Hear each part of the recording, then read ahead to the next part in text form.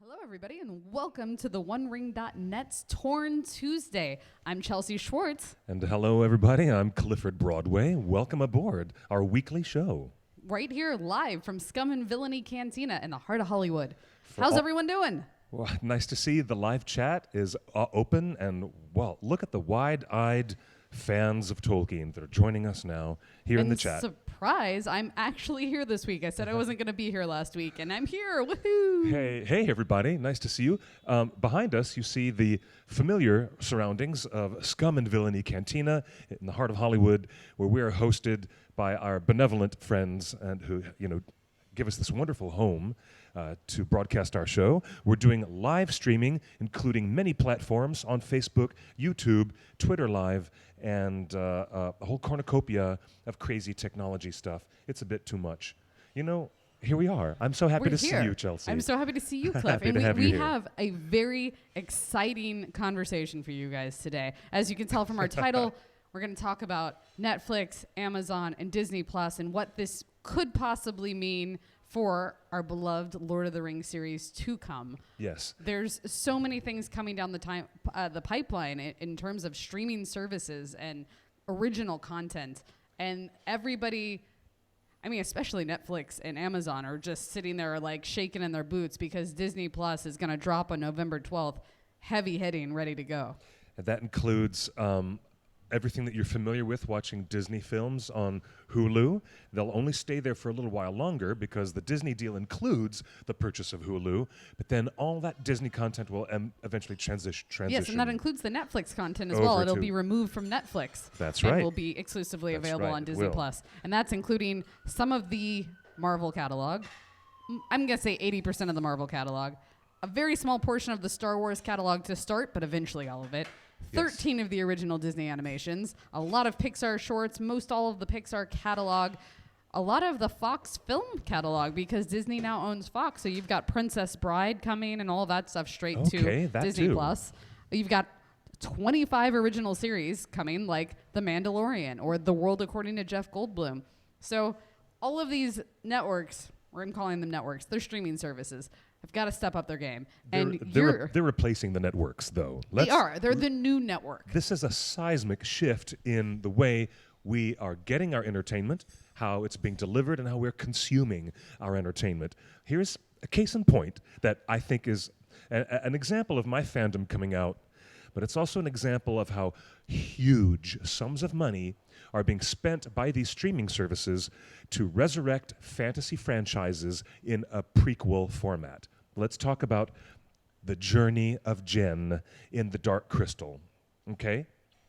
4.7 million views on that new teaser trailer that just came out. Before we even go there, the prequel is coming where? It's going To Netflix. To I was Netflix. like, so this will now be a Netflix original series, which Dark Crystal before was only a film. A feature film distributed by Universal Studios, an Yes. MCA company, back in the time, 1982, if I remember correctly. And you know what? I haven't burned all my brain cells yet.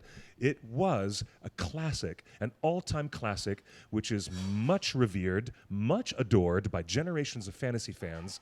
It has echoes of Frodo's quest within that film, faint echoes though they may be, and yet here we have a streaming platform that said, no, we don't want to make a deal with the Tolkien estate for X amount of money, but yes, we want to spend hundreds of millions of dollars on resurrecting the Dark Crystal as a prequel series. And so there are lessons to be learned in how this is being produced and how it is being delivered to the audience. And I'm very keyed up. I'm very enthused about this. very excited. You know I am. Well, You know me. especially, so a couple of interesting points to think about here is that the Dark Crystal is owned by the Jim Henson Company. A lot of people think that the Jim Henson Company in its entirety is owned by Disney, but it's not.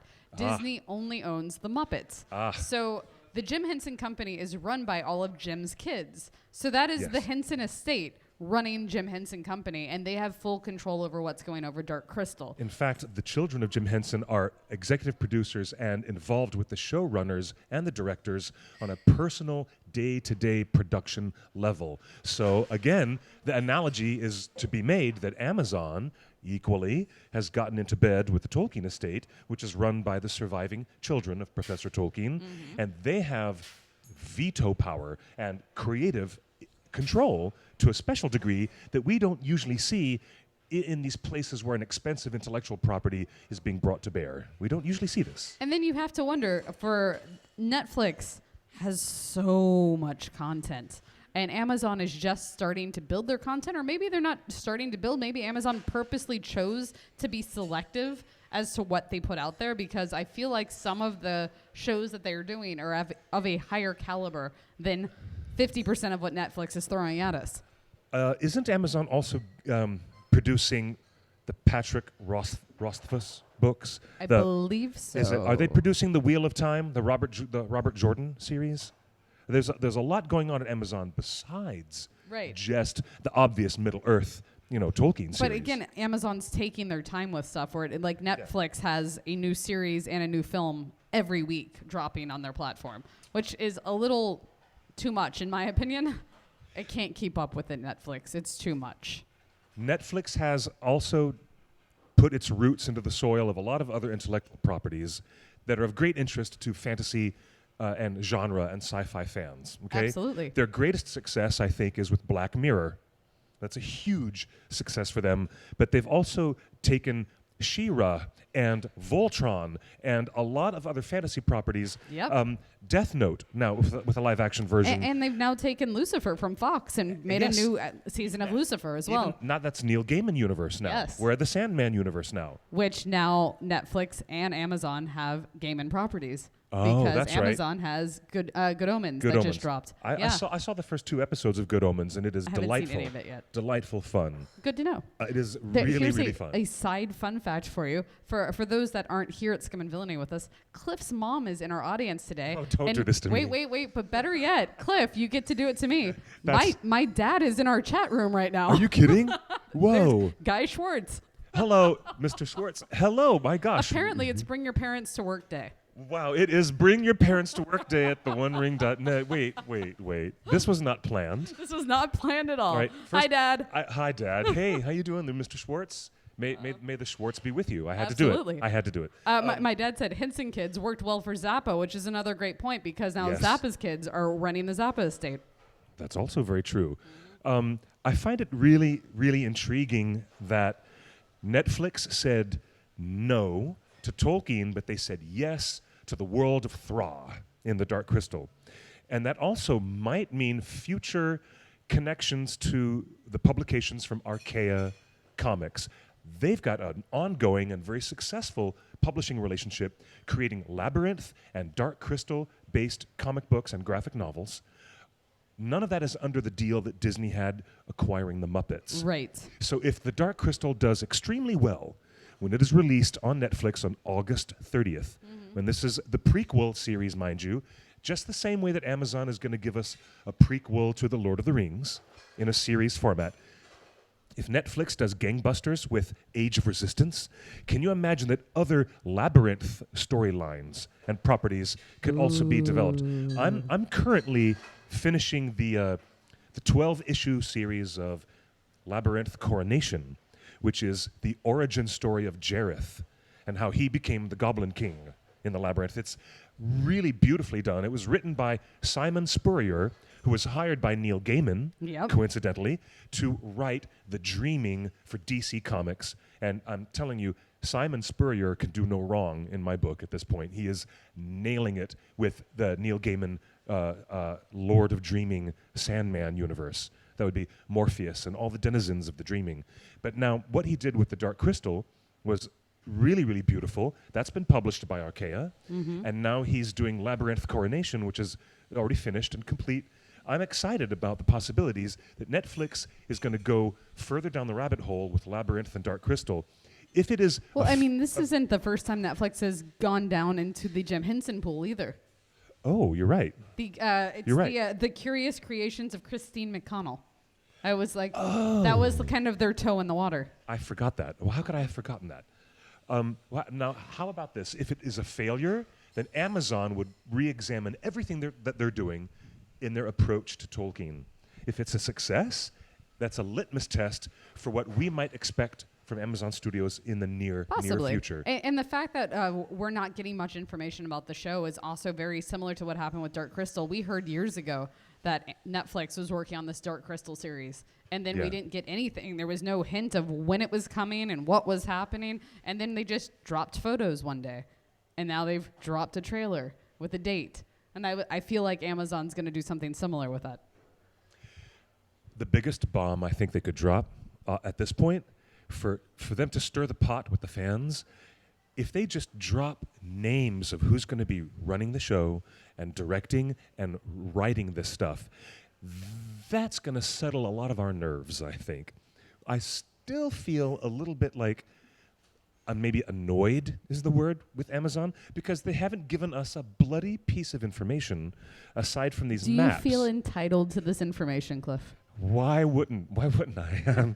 I'm a hardcore ringer.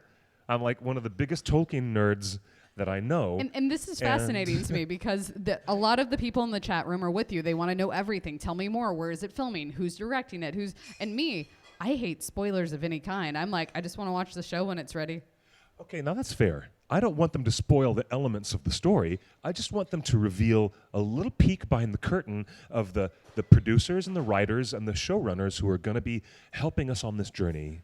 That's too much to ask, Amazon? Yeah, I guess it is. Maybe. I mean, I guess it is. I'm also very curious, though. So with Dark Crystal and the Henson estate, and then our Lord of the Rings series with our Tolkien estate, I'm wondering if Netflix maybe passed up because they'd have more flexibility and involvement with the Henson estate than maybe Amazon's getting with the Tolkien estate. It seems from our experiences that the Tolkien estate is very selective, whereas the Henson estate is very creative and involved and hands-on. That is a great pleasure to see. The Tolkien estate and its presence in that deal with Amazon has reportedly made several showrunners and directors nervous to get involved with the project because they're not sure if they could have their creative voice come to fruition without someone from the estate saying, smack your hand with the ruler, Yep. The Catholic nun back at school. And it also feels like Smack. very much like the Tolkien estate is very much just show us what you've got, yes or no. Where it kind of feels like the Henson estate is in there going, how about this idea? And that's great, but what if we tweaked it to make it better? And they're like volunteering information, where the Tolkien estate, in my opinion, is probably just like, that works. Nope, change it. Indeed. This has never happened before, and that is why the Tolkien estate had lots and lots of complaints about prior adaptations of The Hobbit and The Lord of the Rings, because it was a deal that was made with the Saul Zaentz back when Professor Tolkien was alive, Right. and the estate had no say-so posthumously about how that property would be handled. And then to At be all. fair, now you've got like a George Lucas side of it to think about, of George and Tolkien and George R.R. Martin and George Lucas created worlds. And then they hand off the world to somebody else and they're not happy with it. Like there's a lot Yeah. of stories of George Lucas where he sees the new Star Wars and he goes, it's not right. The Millennium Falcon, the radar thing, it's not right, or whatever it is. And like, cause it's his world. And it doesn't matter how much people tweaked it and their canon behind it and why it happened. To him, it's not right. And I feel like that's where the Tolkien estate comes from. And this place of like, we Yes. know the world and this is what the world should be.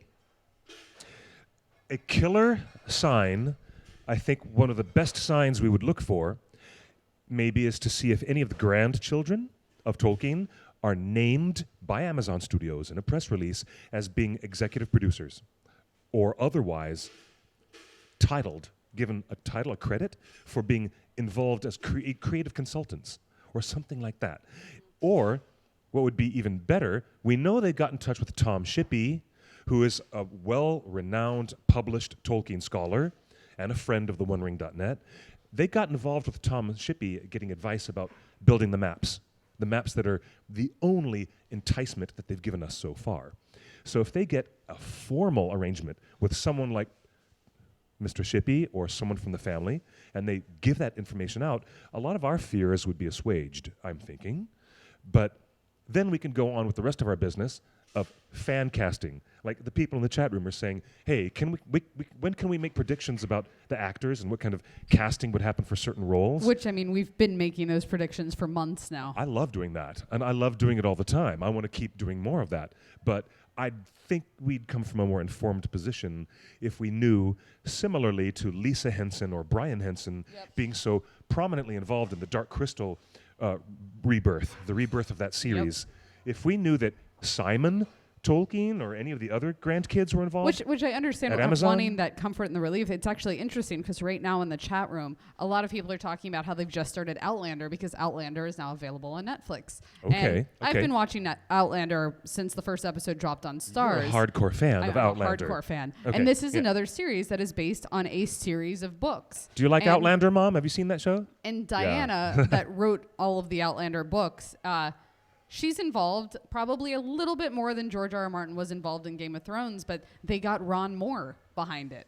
And Ron Moore has a great history of producing fantasy shows. You and mean Star Trek's Ron Moore? Ron D. Moore? Ron D. Moore, yes. Whoa, how Yeah. cool. How cool is that? I was, and this is his new thing. I was like, and literally, I think it relieved so much anxiety of people that love Yeah. the books going in, Yeah, oh, this yeah. is someone that's going to handle it well. I think because of his history and doing more of the space-based shows, there was probably a little concerned of like, what can you handle this kind of fantasy? But after that first episode, as somebody in the chat room even just said they've only watched one episode and they can't wait to watch the second episode after we're done talking, Cliff.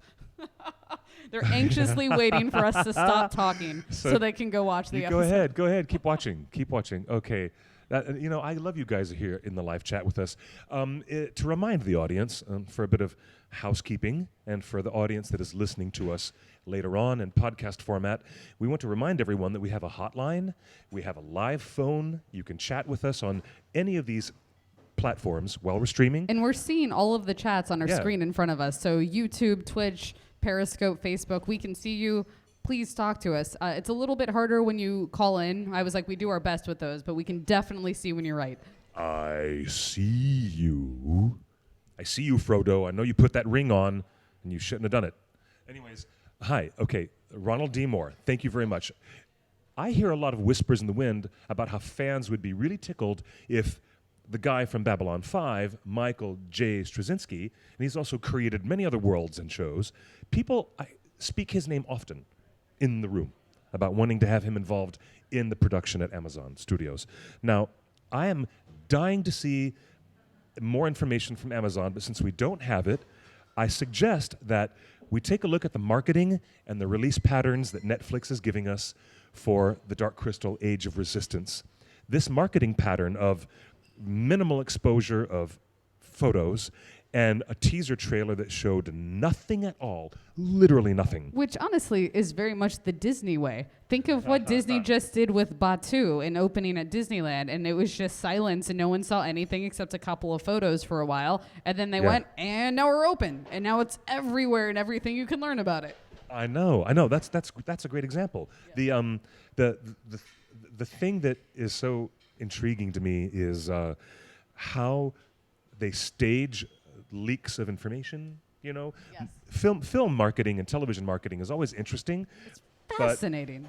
you're dealing with people who have not seen this property since 1982, and there is a lot of attachment to Thra and the Gelflings and the Skeksis.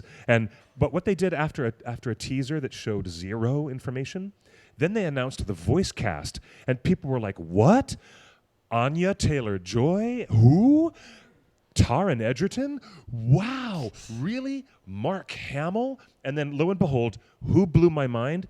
The voice casting that really freaked me out the most was Harvey Wine, not the playwright who wrote Torch Song Trilogy. The playwright, an actor, comedic performer, Harvey Fierstein. That's it. Firestein. Okay. Not that Harvey, the other Harvey. Right. Harvey Fierstein as one of the voices in The Dark Crystal. How cool is that? You know? Yeah. That's as cool as having Tim Curry, the legend, doing voices for these animated shows on Cartoon Network for Over the Garden Wall, right? That's really cool stuff, by the way. So, you know, if you guys want to see a litmus test of how Amazon might leak visual information. Watch the way that Netflix is teasing The Dark Crystal, Age of Resistance. Which tends to be the model in general these days. There's so much content coming out that there isn't full ramp-ups of marketing campaigns. It's kind of just suddenly one day something drops, and then the next time you hear about it, the show is out. I want to see how Disney Plus is going to start marketing their launch as well. As far as I can tell, they're not going to. Really? There's going to be a big push at D23, and my prediction is that at D23 Expo in Anaheim, that is Disney's fan convention that happens every other year in Anaheim, they're probably going to offer some sort of incentive to grandfather people in of buy D23 here on site, and for the first 2 years, it's only $60, and you're now a grandfathered member of Disney Plus. I feel like that's going to be their big push, and then they're not really going to do much, and it's just going to kind of, here it is, November 12th. Like, they'll definitely be like, it's coming, but I don't think they're going to market the show content too much. What they have, those new Marvel shows, people are going to be... But everybody's already invested. They're already excited. I was like, I mean, there will be, I guarantee out of D23, we will get some footage or trailers from a handful of the shows. I was like, they'll probably reveal that in the programming panels. Logos. At least you'll get titles, like show We already have the logos. You got them. The logos have been revealed for almost everything now, and we've gotten the first images for live action Lady and the Tramp and a couple of other things. Okay, wow. Like the Mandalorian. That's cool. Oh, no, I think I've seen a Mandalorian photo here or there. Yeah, they did a lot of that at Star Wars Celebration. What? Which our Scum and Villainy owner, JC, is very excited about and shouting things from the side about how cool it was. Because he was there at Celebration, and Jon Favreau, I believe, made you cry. For 45 minutes. Jon Favreau made JC cry for 45 minutes as he talked about The Mandalorian and what's to come. Brian Wright in the Facebook chat says, Disney is a name I'd prefer to never see in relation to Middle-earth proper. And, you know, Professor Tolkien felt the exact same way, buddy. Which is very fascinating, since the Tolkien biopic is actually owned by Disney. Originally, it wasn't going to be that way, but it wasn't going to be that way, but it ended up being that way. And it was one of the first films in the merger that Disney had to promote. Another comment here from the live chat. Hey, DJ Frodo, what time/situation in the second age do you think that they have to be shown in the series?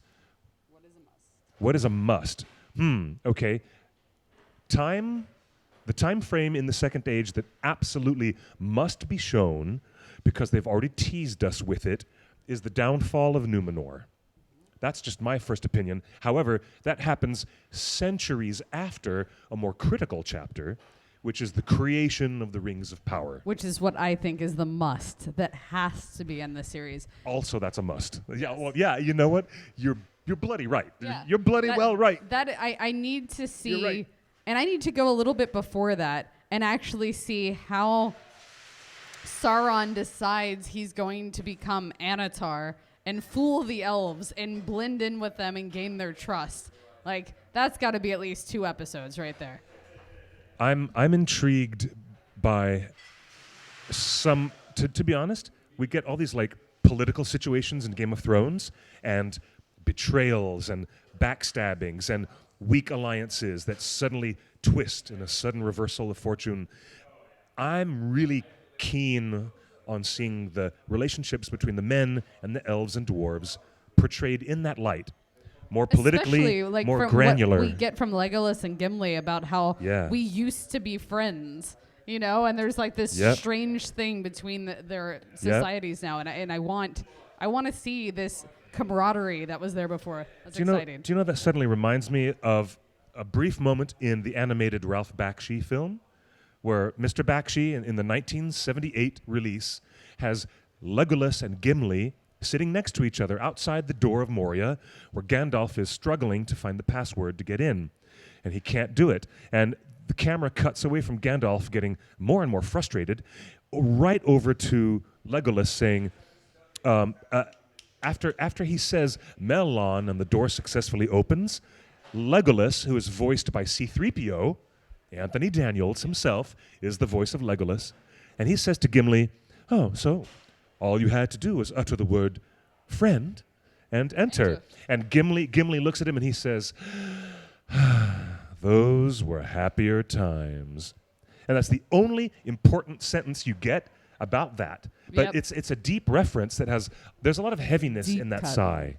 There's a lot of history that is alluded to in that throwaway sentence. A lot of history. And then he makes A a lot of bunch of history. beeps and boops and falls into the water. But he doesn't taste. Oh wait, wrong movie. Right, Legolas. R2. And then Legolas forgets his programming as a protocol droid, and yeah, Exactly. Yeah, oh gosh, and ends up with a red arm for some reason.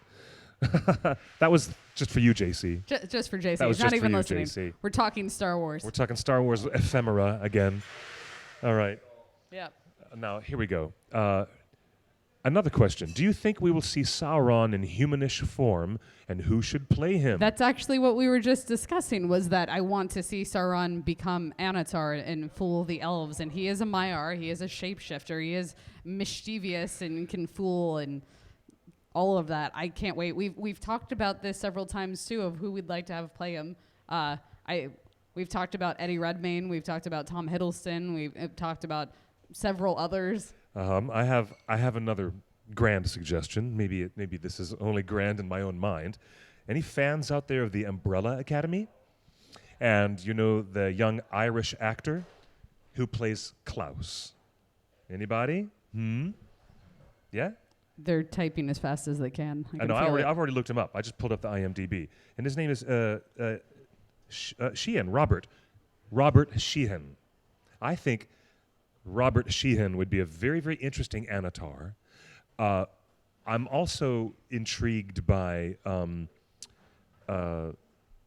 gosh, I can't lose my thoughts this quickly, because I'm usually the first person who's espousing really strong, advocacy for certain actors in this role. Don't worry, we weren't about to say Benedict Cumberbatch. No, I would not say Benedict Cumberbatch. That's too obvious. That's what they're saying in the chat too. Guys, I love me some Cumberbatch, and I love me Sherlock, and I love me some Smaug. He's awesome. I love him as Alan Turing. But he I had love his him. place in Middle Earth. He's Smaug. No, it's too obvious. It's a little too, but you know what? If they do, I wouldn't complain too loudly. If they do ultimately cast Benedict Cumberbatch, I'm more interested in seeing more Doctor Strange performances than I am seeing Benedict play Sauron. That's just me. But here we go. I don't feel the need to choose between these services, Says Julie. I currently have both Amazon and Netflix, and I'll get Disney Plus when it launches, as long as they keep the prices relatively low. Each service offers different good programming, and it's still a much better option than cable. Julie, I completely agree. It is a much better option than cable. I think the biggest concern here is that Netflix just raised their prices. Hulu dropped their prices because Hulu is now owned by Disney and basically will be one and the same with Disney Plus in certain merits.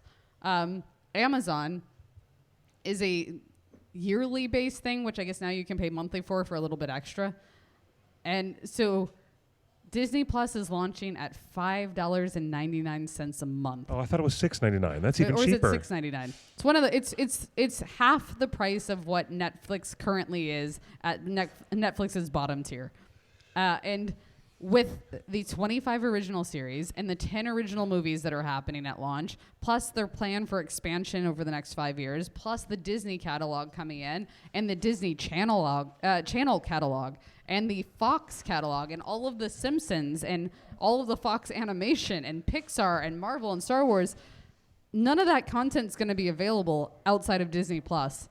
So a lot of like Netflix and Amazon are concerned that they're going to see this downfall of subscribers. Just like I'm very curious. Yes. With HBO Go, how many subscribers jumped ship now that Game of Thrones is over? Justin, do we have any metrics or any metrics? Excuse me. Do we have any data on the massive loss of subscribers from HBO? Justin is shaking his head no. You don't have any metrics to measure that. Okay, I'll just throw out a wild speculation. Millions. Okay, millions and millions of people dropped off HBO. You don't think so? Oh, okay. Okay. Justin doesn't think too many people actually dropped it, which I agree. Plenty of people bootlegged it, but my Facebook feed the night of the Game of Thrones finale was, and my subscription has ended.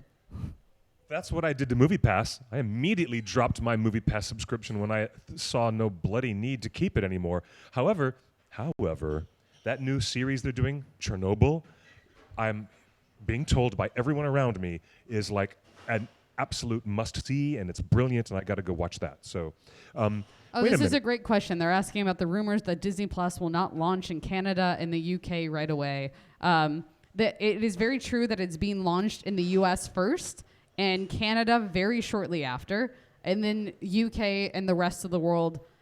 I believe the last we heard was that their plan is to have it released worldwide by the beginning of next year. That doesn't mean January 1st, but I would say within the first quarter of next year.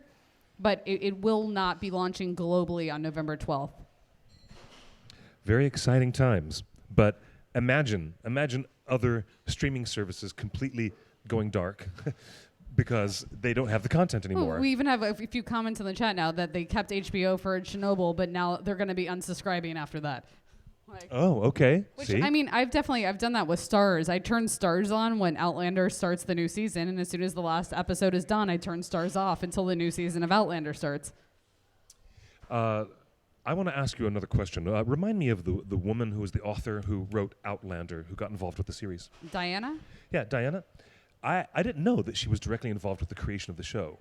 Yes. Now, you see, that, and I'm glad you mentioned it because I'm drawn back to that part where Brian and Lisa Henson are involved with the Netflix series. Mm-hmm. She's involved in her Outlander series. It would be a surprise to me if, someone like, Simon Tolkien or any of the Tolkien estate are not named as being involved in that Lord of the Rings series, because it might be wise for Amazon to position it that way, knowing the value that we Ringer fans, and those especially a generation before me even, and I'm the elder statesman here, I read the Lord of the Rings in 1979. Now, and I saw The Hobbit on television in 1977 when I was just a kid. But there's still generations of Lord of the Rings fans before me who would definitely have their anxieties settled a little bit if, if they announced direct involvement from a member of the Tolkien family? Is that where you're going? What if the title card said, in association with the Tolkien estate? Even that. Absolutely. Even something like that. In the press release. However, if that came out anywhere, Amazon would be in a better position of some of our little nervous nerves. Game of Thrones was definitely very much in association with George R.R. Martin, and look how that turned out. True. There's a lot of people with a lot of vocal opinions on that. Turned out that 70 of 73 episodes were amazing. Yes, it turned, Okay. as JC's shouting, it turned out that 70 out of 73 episodes were amazing. Yes, I agree. That's the a high show was percentage. really well done. If you hit 70 out of 73 shots in basketball, hits in baseball, passes in football, You're like an MVP. you're the greatest athlete that's ever lived. So 70 of 73 is not too bad. But in terms of letting the Thank you, JC. fans feel comfortable, I feel like there's still a lot of fans out there that wouldn't be enough for them. Fair enough. Hold on. The only thing that would satisfy fans is being They like, did it themselves. Peter Jackson went back to Lord of the Rings, not the Hobbit form, and he's going to do it, right? Because even if I don't think that would even actually settle all even of the if fans. Professor Tolkien, they cloned him and accelerated his growth. They brought him back to life, and it's like they gave it to him. That would probably satisfy everybody, right? The thing is that you can't please all the people all the time. The interesting point, by the way, for the audience listening, that was the owner, proprietor of Scum and Villainy. That was JC, who is The ever fabulous JC. We love him. fabulous peanut gallery that always has drops of wisdom, pearls of wisdom. I know I'm just speaking for myself, perhaps, but I would like to spend the next year and a half dream casting and fan casting who might play what roles. If I could just settle down a little bit in wondering who is running the show at Amazon. Now, they did a great thing. Cliff just needs answers, Amazon. just If need you could answers. just email him. Give him your email right now, Cliff. Just I know, yeah, please. Yes, please. or And thank you. tweet Cliff at QuickBeam2000. Let him know all the things. They did a really great thing with the Dark Crystal Age of Resistance because their director, Louis Leterrier, he's really accomplished, done some great stuff. He did a Transporter film in 2002, The Incredible Hulk. He was working for Marvel. He was one of Marvel's. Wait, the Incredible Hulk film, the one that we don't talk about that's part of the MCU? That was not Ang different, Lee's. different Incredible Hulk. Got No, it. He was the first hire by Marvel Studios Okay. before we even knew what Marvel Phase 1 really was. Yes. Before Iron Man was made and released by Jon Favreau, there was this guy who's, did the Incredible Hulk with the guy from American History X. Yeah, Edward Norton. that guy. Yes. That guy. Oh, just Ed Norton. And so if you just sit people down and say, look, we've got a great director that's got all this experience with, action and with these other properties with genre films. I'm just saying, I'd love to know what's going on behind the curtain. Apparently, my dad says, just speaking for yourself, Cliff? Speak for me. My dad wants you to speak for him. I'll be glad to speak for you, Mr. Schwartz. I'll be very glad to speak Just for you. call him Guy. It's all right. Guy? Okay. Yep, that's okay. his first name. Hey, Guy. Hey, It's not how's it confusing going, at all. Guy? You walk into a room, hey, Guy, everybody turns around. The doors are open and the audience is actually starting to walk in. They're doing a live broadcast of Kevin Smith doing his show. Fat Man on Batman right after us here at Scum and Villainy, which I believe is sold out tonight. It's called Fat Man Beyond now, isn't Oh, it? right. Right. Yes. All the many forms of Kevin Smith's ever Yes. fabulous nerdiness. Yeah, so it's nice to see you. Hey, guys, welcome back, live audience. So here's the thing. I don't know whether we're going to see more Labyrinth in the future, but if the Dark Crystal is hugely successful, then we'll see more stuff like that from the intellectual property that Netflix has. If Amazon equally has a lot of success with early seasons of their Lord of the Rings series and they maintain a healthy relationship with the Tolkien estate, We'll then get more. the Silmarillion is ultimately on the table in a way that it never, ever was before. I want you guys to chew on that for a while. Just digest that because it's something that has been a fierce impossibility that would not be cosmically possible in this timeline of our existence. But it now really is possible. The Silmarillion might be something in the future that the Tolkien estate would say, hey, guys, look, you did such a good job with this. The first few seasons of, Celebrimbor and Anatar and the War of Elves and Sauron. Look at the ratings you've got. Look at the Emmy nominations you've got. If that happens, mark my words, the Silmarillion might be in play. It might be in play. Dependent on the success of whatever they're doing now. Yes, thank you. Yes. Yes. Now, I don't know. I'm having a hard time getting my brain around that because I've lived my entire existence thinking the Silmarillion would never, ever see the light of day adapted by anyone in any format, ever. Well, this is the age of remaking and reinventing everything that we've ever already done. So There are many ways. Justin just shouted from the back that there's no way Cliff ever thought that this was off the table. And I said there are many ways. Justin, he's contesting with me. Look, this contrarian, he is such a contrarian. Pay no attention to that little man behind the curtain over there. I really believed that this stuff was way, way off and that we'd get into some VR or virtual world building in Middle-earth before we would get a 5-season, Interesting. drama series.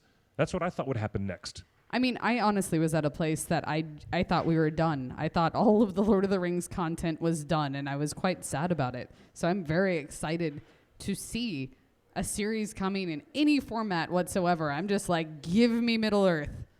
Middle-earth or bust. That's where I'm at. Yes, please and thank you. Yes. Pretty much. Yeah, I'm totally down. I also find it very interesting that I feel like the Jim Henson Company has been struggling to find their way since they sold the Muppets to Disney and really make a name for themselves. And they've had a lot of great films that they've come out with that have nobody realizes has happened, like Turkey Hollow. It was a great like film that came over Thanksgiving. It was like a Lifetime movie, and nobody has any idea about Turkey Hollow.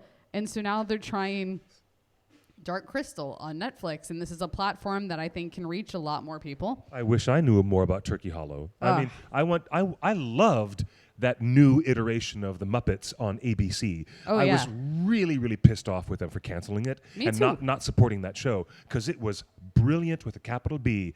I'm not blowing any smoke up your skirt, guys. ABC, great. you messed up by dropping that show. Absolutely. And I the completely fact, agree. If it could revitalize anywhere, maybe Disney Plus Maybe. might revitalize it. I've been hearing that there is something Muppets coming down the pipeline for Disney Plus. I have a Ooh. feeling it will be more closely related to Muppet Babies, Oh, but we'll gosh. see. Oh gosh, really? We'll see. I prefer the more mature Turkey Hollow, twist. for your information, directed by Kirk Thatcher, who also did Yes. Muppet Treasure Island and Christmas Carol, and he's responsible for Dinosaurs, the show. I love that show. And Muppet Treasure Island with Tim Curry. Yes. Yes, please, Yes, and yes, thank yes. you. Oh God, yes. Kirk yes. Thatcher also directed the Yes. Muppets Bohemian Rhapsody music video. Oh, that's brilliant. So Turkey Hollow was, I believe, I might be wrong in this, and Kirk, if you're watching, I apologize, but I can factually say it was one of Jim Henson's first stories he ever wrote. It was one of the very first things, and it was such a dear, close passion that the kids were worried about adapting, and Kirk took the reins and did a fabulous job. And even Mary Steenburgen is in it. I love Mary Steenburgen. She's Yep. awesome. She's a veteran. But it's a great amazing. little film. Look it up. You know what? And Pete, in the chat room, Pete, you are correct, sir. Which would the Tolkien estate be happier with? Good ratings and awards and accolades, or faithfulness to Tolkien's vision? You know what? That's a very good point. I actually meant to imply, although I should have explicitly stated, I assumed that the Tolkien estate would only be happy to maintain and further that relationship if fidelity to the original was throughout. Throughout. Now, it's going to be a different conversation when the stuff actually appears on Amazon about what level of fidelity you're going to get, because a lot of things are going to be made out of whole cloth. A lot of things will be guided by the specific manuscripts and notes of Professor Tolkien, but it's not going to be the same kind of adaptation that we have seen before, really. Sarah, I loved Muppet Babies as a kid. Have you seen the current Muppet Babies? Because not so much of a fan of that one. And John, I agree, go for a Muppets binge. Don't just even do the new stuff. Go back and rewatch the old show. I rewatch those 70s Muppet Shows episodes all the time. They're still fabulous. They still hold up, especially that Elton John episode. So good. Oh, that's great. That Yes. is really, So really good. good. Yeah. And then we've got somebody Yeah. that just asked if anybody remembers the recent ABC Muppet Show with the Modern Office formula we were just talking about. And yes, we Yep, do. absolutely. And we love it. I was super actually good. got to work on a couple episodes of that, and it was like a You did? career highlight for me of getting to watch the Muppet tears, if you will, How in- cool. in progress. That's so cool. I didn't know that. Now, as we get near the end of our weekly broadcast, we're going to section off a segment of our program every week, like Poets Corner on the old Rocky and Bullwinkle show. Remember? Yep. When they had Poets Corner. But this is going to be, what were we going to call this? Gossip at the Green Dragon? Yeah, Gossip at the Green Dragon. Okay, this is where we can actually go a little bit off the rails. Not that we haven't done so already in this week, but we don't have to stay literally in the lane of Tolkien fandom. We can always come back to Arda and the worlds of Middle-earth, but we can also bounce off and go to Father Christmas Letters or Rover Random or any other Tolkien thing. Whatever we feel like being nerdy about. Let's go off into the Potterverse for a little while, okay? I would like to go to the land of Batu. Let's go to the land of Star Wars instead. let me take your lead, Chelsea. Which, Justin, do you have that photo to pull up? Oh, is that the photo, Justin? Yes. Right. Wait, so I got to go to opening day of Star Wars Galaxy's Edge at Disneyland last Friday. And so I traveled to Batu. JC's ready to You're talk so about it. He's lucky. like, where is the microphone? You are so lucky. You want a microphone? Here's we one that actually doesn't have work. a photo to pull up. I was like, you're going to see me I found a hobbit hole inside Batu. And it made me You did. very happy. Like it very much, you'll see the photo. it looked like a hobbit hole to me. And there's a giant tree that I am sitting under that you'll see ribbons. And I loved this story. And these ribbons represented wishes that the citizens of Batuu have. And it is sold that when these ribbons fall off the tree, their wish has come true. Oh, that's beautiful. That's beautiful. Isn't that beautiful? I can't believe how lucky you are to get to Galaxy's Edge before everybody else on my block. It was definitely a great time. I mean, JC was there with me. We hung out all morning Yeah, we did. until it came time to go into the park. For our reservation slots. Yeah. We had different reservation times, but we hung out from like 6 a.m. on in the merchandise queue. Yeah, and the night before, right? Yep, Weren't at we Trader Trader Sam's. Sam's? Getting all Okay, excited. First question, to make sure the audience knows, this hasn't opened up in Florida at the park in Orlando. This is Nope. only in Anaheim, California, at Disneyland Park. Disneyland. And is it running at about 30% or 60%? Because when the Magic Kingdom opened, it wasn't fully functioning. When Disneyland originally opened, even the Haunted Mansion was not completed Right. yet. So how much of it is functioning? I'd say it's about 80 or 85% of it. Yeah, The only wow. thing that's really down is Rise of the Resistance, which is the 28-minute long attraction that will be opening in August. Which Oh, I okay. heard was like 4 rides in one experience. So you go on a ride, and then that ride ends. And you get off and you walk You through get off and something. you walk through something, and you get on another ride that takes you further down the story. Oh, Yeah, wow. and- And there's actually 4 and rides within the extremely story. interactive within the whole thing. Like you're traveling through a whole story the whole time. Like, yeah, it's very fascinating. I'm excited to see that when it opens. That sounds really, really cool. I've had a lot of conversations with my father, and we're like, yes, Mom, it's true. I've been talking to Dad lately. Sorry to tell you that. But my dad is working in construction at the Orlando parks. He's worked on platform 9 3/4. He and his team had been building out many parts of the Wizarding World at the Orlando park. And also, he's excited about some of the new stuff that they're doing with us, Star Wars editions. He's even been talking to me about, well, we're hearing news about the Nintendo park and the other licensed parks that are going to be coming around soon. Right. It's crazy, to be working in that field of actually constructing. These worlds that we all But love. it's like he has to take what the Imagineering people draw up and he has to physically build it, which is a challenge in itself. So my hat's off to you, Dad. I mean, I know you're out there watching or listening, but Which, for everybody wondering what Galaxy's Edge in Batuu was like, this is a fully immersive land. When I entered into this land, I no longer was inside Disneyland. I felt like I could have been in any theme park owned by any company at that point. You couldn't see Disneyland. You couldn't hear Disneyland. There was no background music like you have in most of the Disney parks. It was just atmosphere noises that happened. They have surround sound speakers, Yep. and occasionally either a pod racer will fly overhead, or an X-wing, or a fleet of TIE fighters, and the surround sound is so good you find yourself going. Yeah, you're actually looking up, going, well, where'd it go? Where did I missed it? Like, oh, that's so cool. And somebody asked me, they said, "Oh, so the Millennium Falcon ride, it's like a glorified Star Tours?" I was like, "No, it's like a video game. it literally is like a video game. It's a video game that you play with your friends in a 1-to-1 Millennium Falcon cockpit.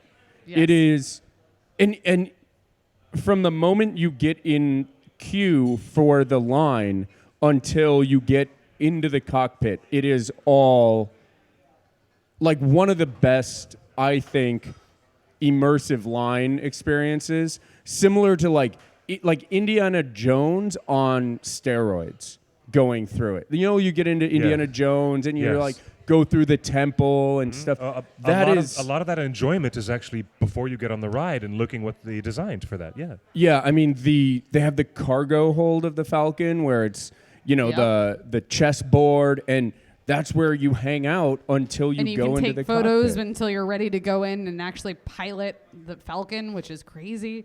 I love somebody just said, was it like a movie set? I actually said that exact wording when I walked in and I went, I feel like I'm on a film set. And then about 10 minutes later, I went, what's funny is that when they filmed these movies, they didn't even build the lands this immersive. So much of it's in post that even they didn't experience it like we're experiencing it. It Oh, feels like wow. going, if you go onto the New York backlot on Warner Brothers, and you're like, oh, I feel like I'm in New York.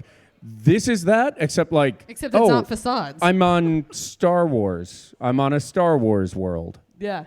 Like, it's that crazy. And is- instead of just having character meet and greets where here's the line where you meet Rey, it's just you're lucky if a character happens by you as they're going to whatever they're doing. Like Kylo Ren interrupted a photo shoot I was doing. And then otherwise, they just have citizens of Batuu that are just part of the atmosphere that take you on resistance missions or first order missions. And when you walk into that land, you become part of it. They call normal people outlanders or off-worlders. And they have special terminology too. You're greeted with rising suns, and as you leave, it's till the spire. And yeah. So you are treated like these are simple villagers who have probably never left this hometown, and you are coming from this weird, strange planet and are a tourist in their city is essentially the gimmick that you're subscribing to. The whole conceit is actually supported by the staff, being like, "Hey, welcome to our little place, off-worlder." Even today, still completely in character. So I have a lot of food allergies, and I had the chefs make me a special meal. And I emailed the chef afterwards to be like, thank you so much, and I'd love to keep in contact for the next time that I visit Batuu. How cool. And the response I got today was, bright suns, Chelsea. I will start working on some options for you Earthlings as soon as I return to the docking bay. It would be my pleasure to provide you with the sustenance you need while on our planet. Oh, that is super cool. That's unexpected. I'm not even at Disneyland, and they're still in character. Okay, now here, let's bring it all the way back around to Tolkien. If it was done this well, if Disney did something this immersive with their park in putting you in Batuu and experiencing the Star Wars thing from the ground up, including the organics, the actual people around you, not just the fabrications. What if somebody just as clever with just as many resources created an Arda Middle-earth park? Could it be just as tastefully done? I've wanted a Shire park for a long time. I'm not going to lie about it. I would love to play in the Shire. I almost think it could be better in a way because Star Wars is so far removed from Earth, and like a Shire park or a Middle-earth park is kind of like it bridges that gap, right? So all you have to do is kind of wipe away the technology, but, the one fault I had with Batuu is there's not a lot of alien life there. The majority of the people you see are wearing Star Wars T-shirts, and that's what pulls you out. But a Middle-earth theme park, you could just have people, you could just have them put on these cheap not vests. to mention, if the Middle-earth park was done by Universal, you're allowed to come in costume and be a wizard in Wizarding World. You can't come in costume to Star Wars Land. So if you could have a Middle-earth park where I could dress in Ren Fair garb and be a hobbit, oh my God. You mean Disney allows you to go on what is it called? That special day where people wear their red stripes and pinstripes? What is that? Their Dapper Day. Dapper Day? Yes. They allow you to have a Dapper Day to wear costumes, but you can't wear... But that's not costumes. So that's just dressing fancy. you know what? As RuPaul said, we're all born naked, and the rest is drag. Okay? So it's cosplay to me. You can actually go there and buy a fairly realistic, high-quality Jedi costume that you are even not... Poe Dameron's, you are not allowed to wear in the park. But do you know where you can wear it? Right here at Scum and Villainy. Yeah. 6377 Hollywood Boulevard. If you go to Batuu and you flop down your $200 for that Jedi outfit and they tell you to take it off, put it back on, slide on up here. Our blue milk has liquor in it. Which, on that point, the blue milk and green milk at the park is getting horrible reviews, especially the green milk. But the green milk here is fantastic. Green milk here, both of them here are pretty good. I thought the blue milk there was okay. Everybody's been saying the blue milk's okay, but that the green milk was atrocious. I believe it. I personally don't drink a lot of what they offer because everything in Batuu has coconut and pineapple in it, which I'm allergic to.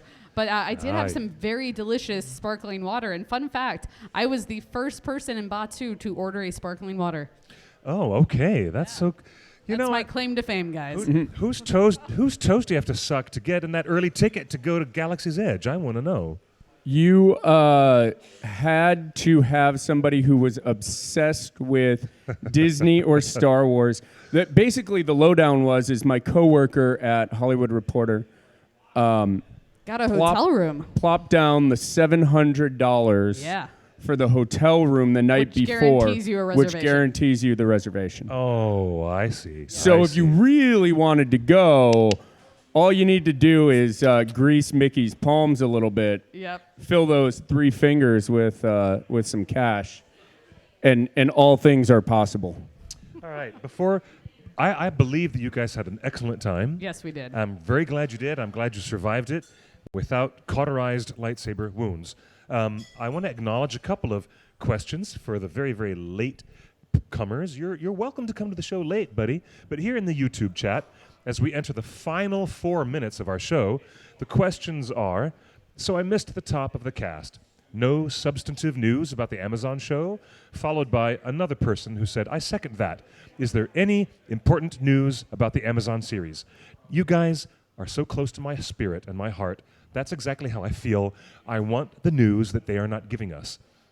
To put a little button on that, no, bloody hell, they haven't given us any news, no information. Just more speculations on our Nothing part. yet. However, the subject at hand is take a look at how Netflix, as a streaming service, is competing with the big changes that are happening in the streaming industry Yes. and how they're handling the Jim Henson property for resurrecting the Dark Crystal, the Age of Resistance, which Because is we strongly believe how they handle that will be similar to how Amazon will handle our Lord of the Rings series. So Yep, we're just today's show was kind of a breakdown and analysis of the Dark Crystal and other Netflix and Disney Plus approaches to releasing new original content, prequels of worlds that we love.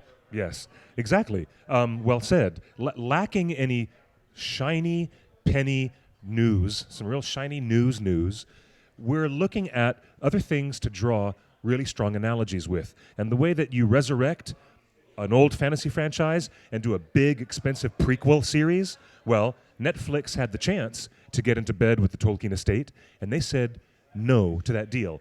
HBO executives also had the chance to make this series happen at HBO, and the Tolkien estate said, let's do this. Let's do the licensing deal. And HBO said no. So it fell to Amazon Studios. Jeff Bezos, he said, yes, let's do it. But when you look at Netflix's behavior and how they're handling the early marketing of The Dark Crystal, The Age of Resistance, is going to be a little barometric test, a little litmus test of what to expect, hopefully.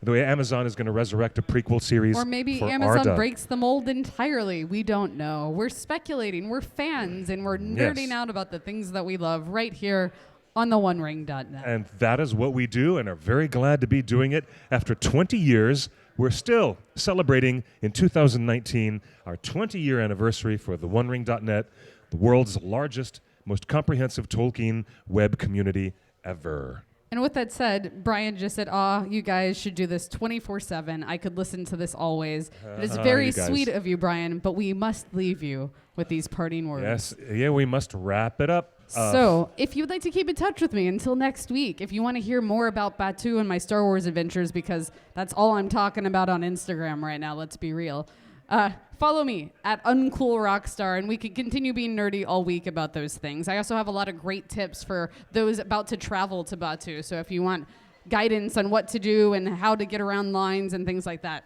come talk to me. And Cliff, where can they find you? Oh, thank you, love. You can find me on Instagram and on Twitter at QuickBeam2000. That's QUICKBEAM 2 grand. And that's where you can find all kinds of mischief. I hope to put forward an analysis on a long Twitter thread comparing the journey of Frodo with the journey of Jen. And you guys look for that on Which the OneRing.net. the journey of Jen, if you're not familiar, is a Yes. story coming to the Dark Crystal. Gelflings Gone Wild. Look for Gelflings Gone Wild on Instagram. They're really fun. And the Dark Crystal podcast, shout out to you guys for holding the torch. And for all of us here at the OneRing.net, we're holding the torch of eager, wildly enthused Tolkien fans who are, just like you, brothers and sisters, we're chomping at the bit, waiting for more details, breathlessly waiting for Amazon to let us know what's up. And hopefully, maybe let's all put all of our energy and just put it out there that we want more information. That next Tuesday, maybe we'll have some more information for you. Hope so. So join us next Tuesday right here on theonering.net. Subscribe, share, like, follow, all those great things. Thank you guys so much for tuning in.